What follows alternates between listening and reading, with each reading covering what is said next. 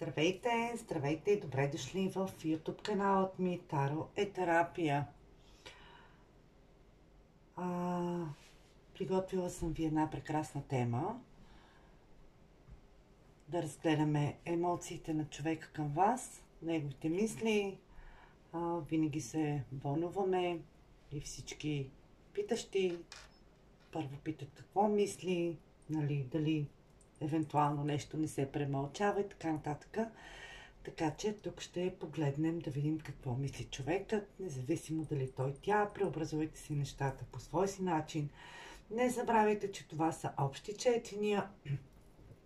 Не на всеки ще резонира 100%, така че избирайте само това, което отговаря на вас и на вашата ситуация. Не приемайте всичко на 100% дори за себе си, защото пак казвам, все пак това са общи четения. Единствено и само на лична консултация можем да разгледаме енергията на човека, за когото питате, и да получим ясни и конкретни отговори. Тук това е общо четене, така че ще обхване голяма част от аудиторията, които гледат, но и не на всеки ще резонира. Така, отново вариантите са два. Първи и втори вариант. Третата колода съм я приготвила, за да можем да видим чувствата на човекът, такива каквито са. Ако не сте си избрали колода, спрете видеото на пауза, изберете си така, съсредоточете си, концентрирайте се, опитайте се да усетите така, да си спомните аромата на човека, да си спомните ваш разговор, независимо, пак казвам, дали е мъж или жена, преобразувайте си ги, защото и мъже и жени гледат видеята ми, така че преобразувайте си, опитвам се, старая се, да не конкретизирам, освен ако картите не са ми ясни и конкретни, така че опитайте се така да си спомните ваш разговор, ваши хубави моменти заедно, когато сте били, нещо, което сте си споделили, приятни изживявания. Аз ще започвам с вариант номер 1. Две прекрасни колоди, които просто са уникални. Аз много и третата всъщност, но мисълта ми е, че тези двете са просто ново попълнение в моята колекция от карти и много им се радвам. Добре, хайде да видим сега за избралите вариант номер 1. Какво мисли човекът за вас? Хайде, как се чувства? Какви са чувствата му към вас? Какво е намерението му към вас? Така че ще погледнем по-обстойно какво се случва. Хайде да видим първо какви са мислите на човека, за когото си мислите към вас. Какви са неговите мисли към вас? Пак казвам, преобразувайте си мъжете спрямо техния пол, жените спрямо техния пол. И така продължавам. Какви са мислите на човекът спрямо вас? Какви са мислите на човекът, за когото си мислите спрямо вас?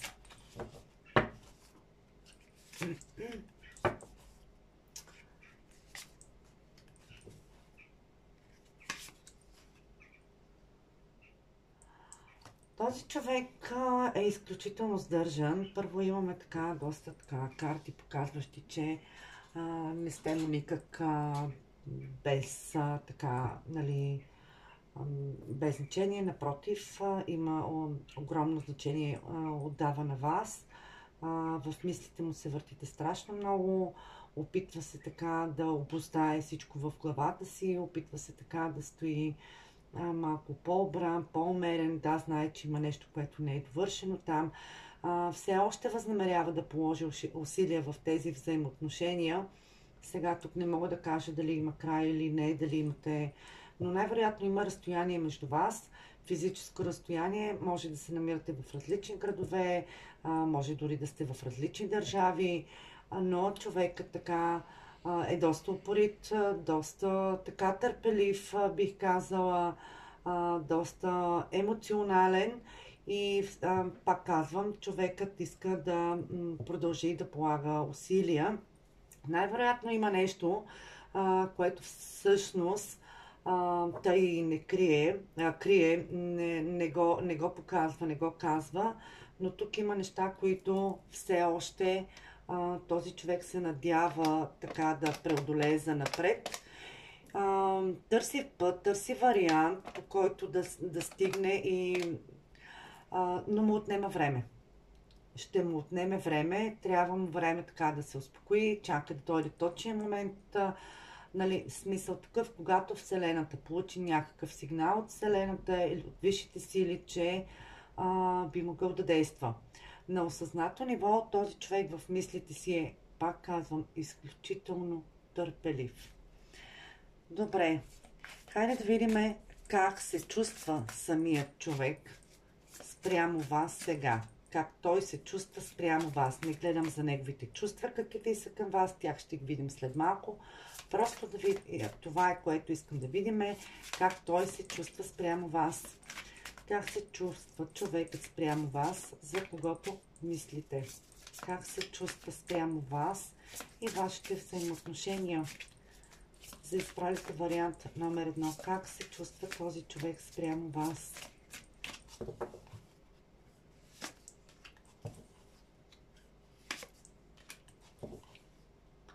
Да, аз ви казах, този човек просто чака момента, който да дойде и да му се даде шанс, възможност, който той да грабне. Въпреки че най-вероятно и в момента има такава възможност, но той като че ли не я вижда. Все още така страда за неща, които са от неговото минало, нещо, което все още изпитва носталгия там и като че ли не вижда тази възможност, която му се поднася. Обаче повярвайте ми, че много скоро ще дойде този човек той чувства, че емоцията към вас е така твърде силна. Вие сте просто като един блян, като една мечта за него, която би искал да сбъдне. Пак казвам, преобразувайте си думите ми, не говоря така, опитвам се да не конкретизирам, но човекът ще дойде с предложение за среща, дали било за кафе, дали да отидете някъде на вечеря, на ресторант, дали някъде просто да се... Но ще дойде с предложение, което така възнамерява да дойде и да ви покани на среща. Оттам нататък, нали, това е неговата цел.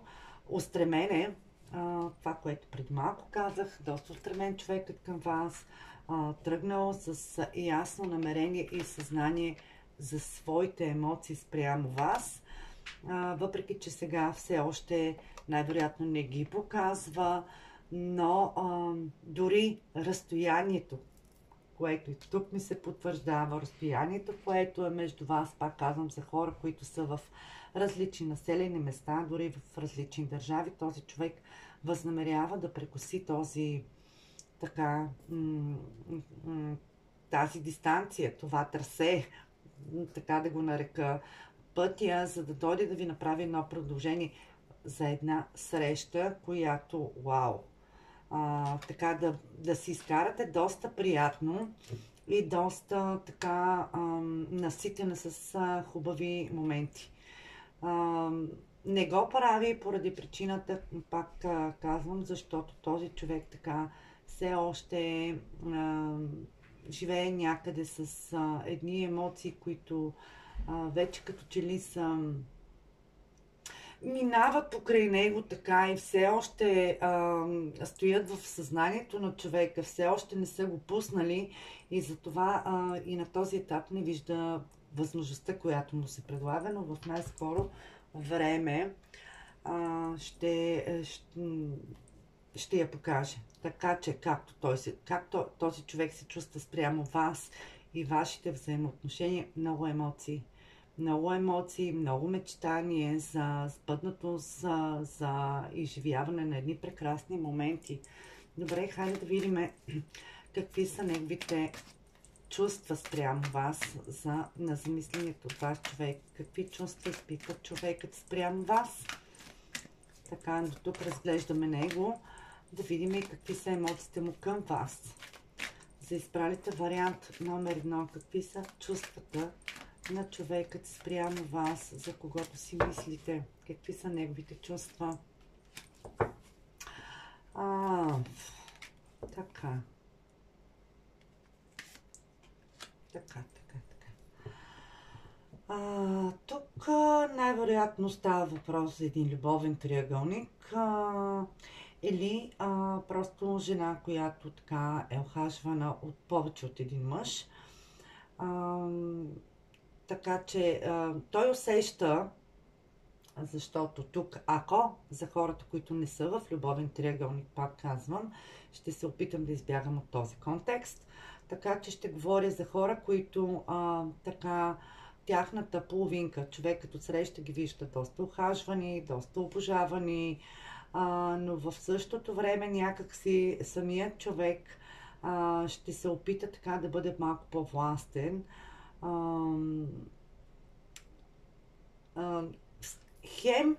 Хем емоциите са, но той много смесени емоции има този човек, защото той бих казала, че може най-вероятно да ви ревнува този човек, защото ви вижда като ухажван човек, човек, който така има обожатели около себе си, човек, който обича да флиртува, човек, който обича така, нали, да изглежда добре, и това наистина е съвсем нормално. Всеки човек трябва да бъде ухажван, всеки човек трябва да изглежда добре, но това провокира някаква ревност в човека отсреща.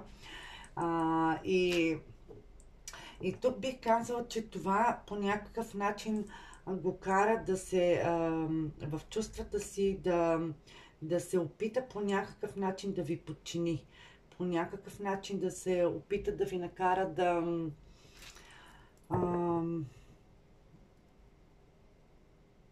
да властва над вас, така да кажа, да правите това, което според него, според самия човек, нали така, както той иска, по начина, който той иска. Хем му допада това, че сте ухажвани, хем в същото време се опитва да ви подчини и да ви накара така да се чувствате и леко унижени. Това го кара този човек отсреща да се чувства велик. Но в същото време този човек знае, че вие сте един човек, който може да лавира във всяка една ситуация, да ползва така едни тактични умения, как и по какъв начин да постигне. Така че в емоциите си този човек изпитва ревност. Така ще го кажа към вас. Чувства и емоции. Ревнив е. Ревнив. Така, пак казвам, преобразувайте си нещата. Но в същото време, пак казвам, хем емоции има. Това го кара да се чувства много горд с човека, който стои, нали, който е харесван, обожаван от самият него и от ухажорите, но в същото време иска да каже, нали, аз съм господарят, ти ще бъдеш моя и ще правиш това, което аз искам. Мой, нали, пак казвам, преобразувайте си нещата и ще правиш това, което аз искам. Добре, видяхме емоциите, които са в човека. Хайде да видим и какви са намеренията му към вас, за избралите вариант номер 1. Какви са намеренията на човекът спрямо вас, за избралите вариант номер 1? Какви са намеренията на човекът спрямо вас, за избралите вариант номер 1? Какви са неговите намерения? Така, тайнственост. Тайнственост, не показване на емоциите, които има в себе си. Така, тук човекът трудно му е да вземе решение, така ще го кажа.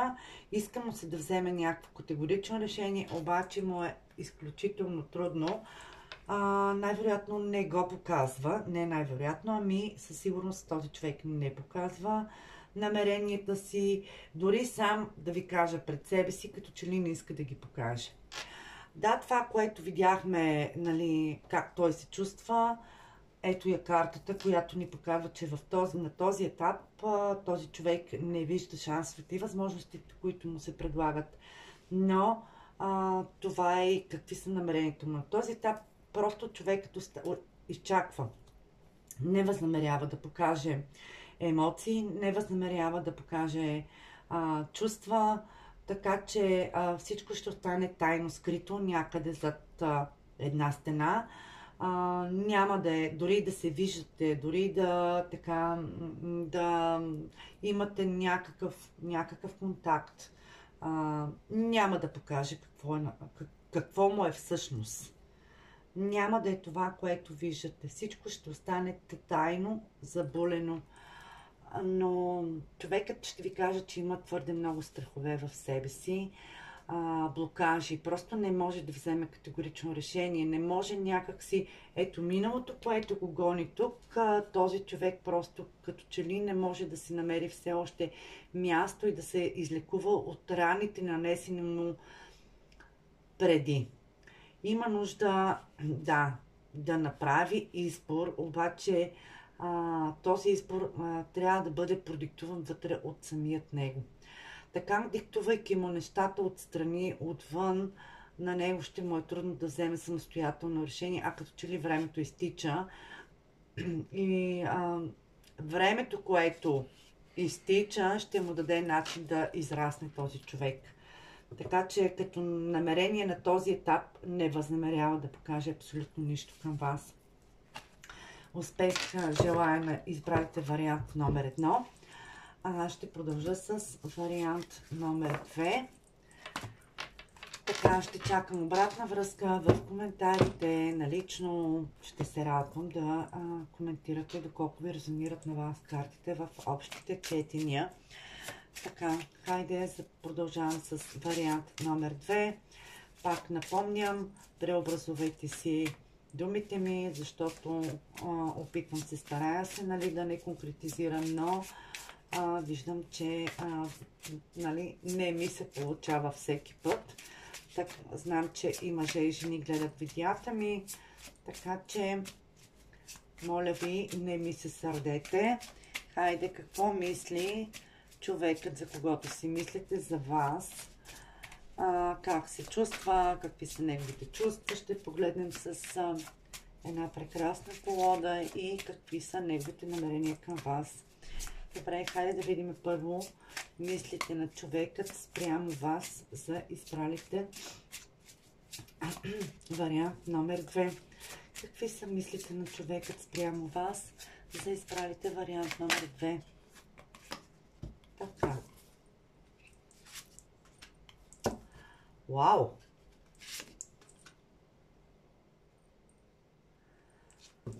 Добре. Много добре.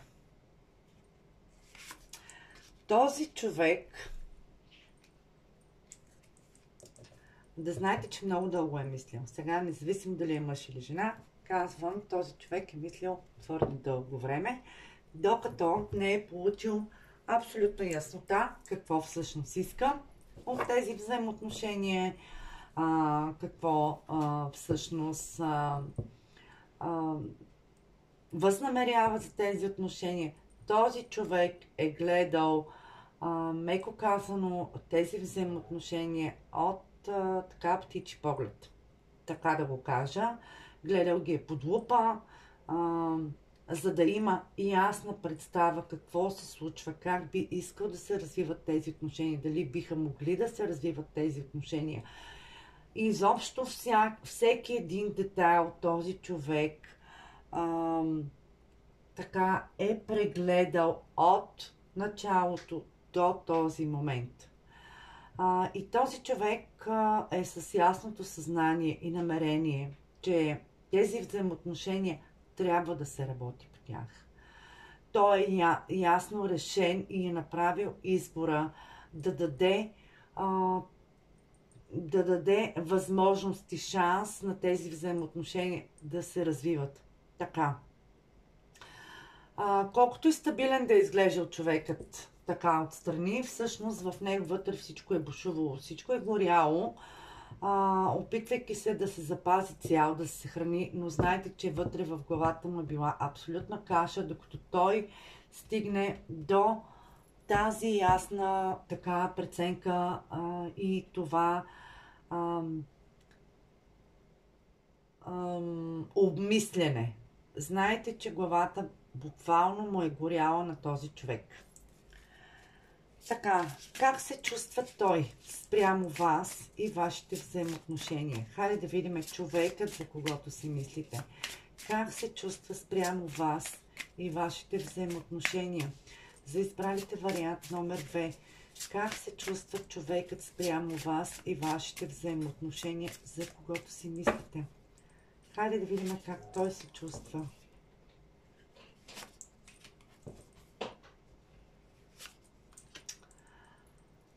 Вау!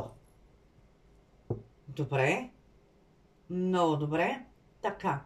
Човекът се чувства изключително добре, бих казала, спрямо вас и вашите взаимоотношения. Този човек знае, че в тези взаимоотношения може да има стабилност. Изключителна стабилност. Така, тук, колкото и да е имало обедняване в тези отношения, тук вече може да се разчита, че тези взаимоотношения, аз ви казах, че той е гледал тези отношения, този човек е гледал тези взаимоотношения от птичи поглед, така и под лупа, така че този човек вече е готов да проведе разговор, да проведе комуникация, да стигне до едни устни договорки, така да седнете на почашка, съвсем спокойно, да си поговорите, дали на кафе, дали на чай, дали на коктейл, на чаша вино и каквото и да било, но да седнете на една маса, да свалите картите на масата и да си разясните цялата ситуация, да поговорите кой какво иска, кой доколко е съгласен и какво би могъл да даде в тези отношения. Защото този човек наистина търси стабилност. Друг е въпросът вече, че тук говорим за едни емоции, които бушуват във вас. Сега, емоции, които този човек иска да има, пак казвам, стабилност. А защо един човек ще иска стабилност? Защото има и те твърде много емоции. След малко ще погледнем емоциите на човекът, но как се чувства този човек спрямо вас и вашите взаимоотношения? Той знае, че може да има стабилността, която иска от тези взаимоотношения.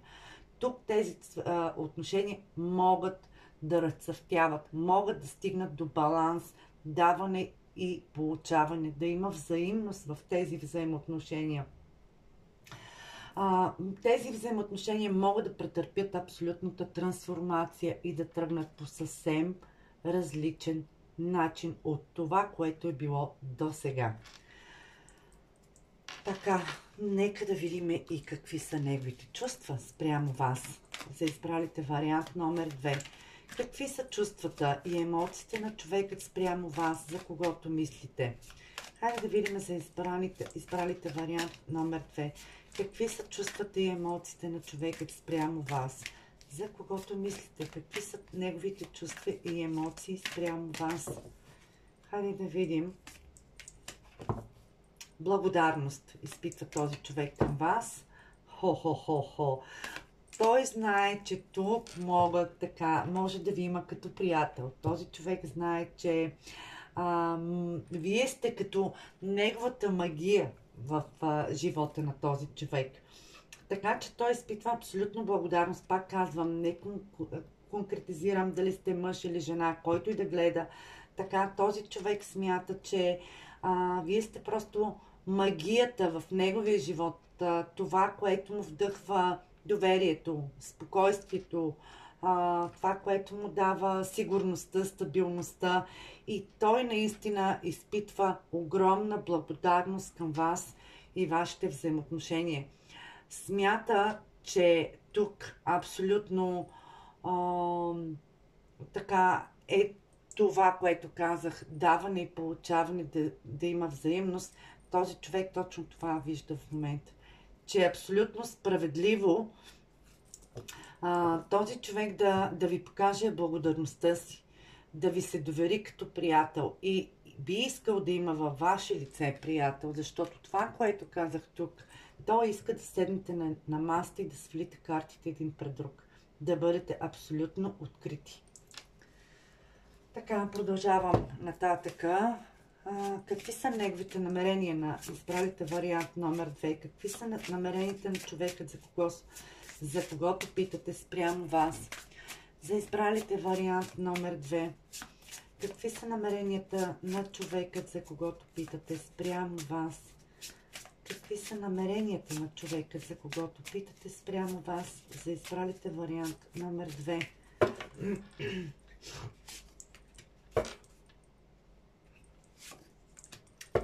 Така.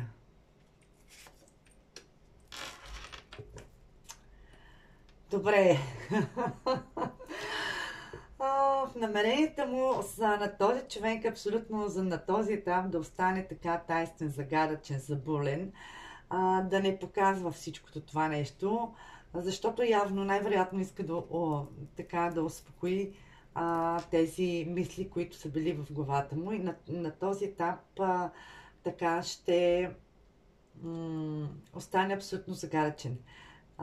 Но повярвайте ми, че той иска да усети дали някъде няма нещо, някакво зрънце, което така би могло да му убива. До такава степен този човек иска сигурност и стабилност в тези отношения. Той ще е доста мнителен, доста наблюдателен, доста прецизен, доста така, много разум, между другото, влага този човек в тези взаимоотношения. Да, търси стабилност, да, търси емоцията, от която има нужда, но преди да направи избора, този човек трябва да е абсолютно сигурен за крачките, които ще предприеме в това партньорство. Ще се задвижат нещата към вас, възнамерява да тръгне, да дойде, да продължи да работи по тези отношения. Обаче отново казвам, този човек трябва да е сигурен, че миналото, каквото и да било там, нещо, което не е било окей в тези взаимоотношения, няма да му убива. Няма да го притеснява по никакъв начин. Затова все още възнамерява да стои пасивен. Сега пак казвам, независимо дали е мъж или жена, пак казвам, този човек възнамерява да стои пасивен, все още да не показва какво изпитва към вас, да не предприема действия. Защото познанието този човек го има в себе си, има вярата, но на него му трябва тази стабилност, която той би искал да има с вас. А за да има тази стабилност, той трябва да знае, че миналото, което е било болезнено за този човек, е било твърде нараняващо, твърде така съкрушаващо, бих казала, той иска да знае, че ще направи правилният избор този път. Че няма да сгреши. Затова ще е твърде прецизен. Добре, това беше и за избралите вариант номер 2. Пожелавам ви успех и на вас. И на вас, мили мои, ще чакам и от вас обратна връзка в коментарите или на лични съобщения да ми напишете доколко резонира видеото за вас. Пак казвам, не забравяйте, че видеята са тук в YouTube от общ характер. Не на всеки ще резонира на 100%, но съм абсолютно на 100% от вас, че ще има хора, които ще им резонира едно към едно. Защото картите са абсолютно много категорични. Добре, пожелавам ви успех и на първи и на втори вариант и ще чакам обратна връзка. Чао, чао!